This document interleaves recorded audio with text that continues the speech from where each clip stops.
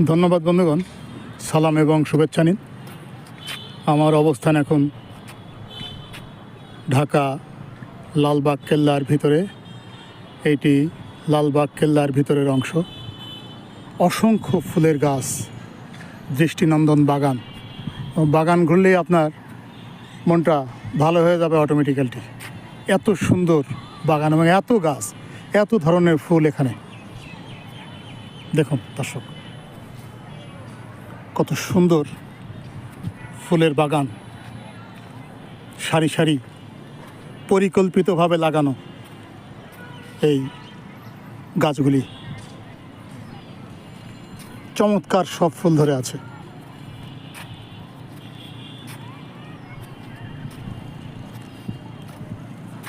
ঐতিহাসিক মোঘল আমলের নিদর্শন।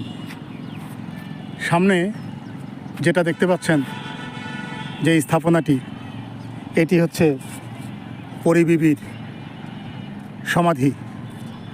এখানেই পরীবিবিকে শায়িত করা হয়েছিল।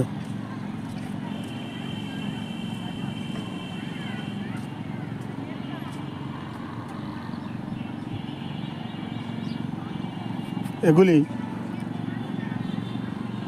ঐতিহাসিক মোঘল আমলের একটি নিদর্শন। আর এটি যেটি দেখতে পাচ্ছেন, এটি হচ্ছে হাম্মামখানা।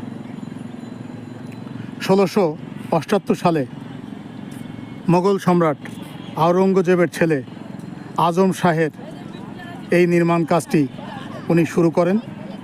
এটি উনি শেষ করতে পারেননি।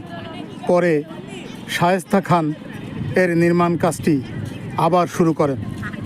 তবে তারই মেয়ে এই পরীবিবির মৃত্যুর পরে তিনি কাজটি আবার থামিয়ে দেন।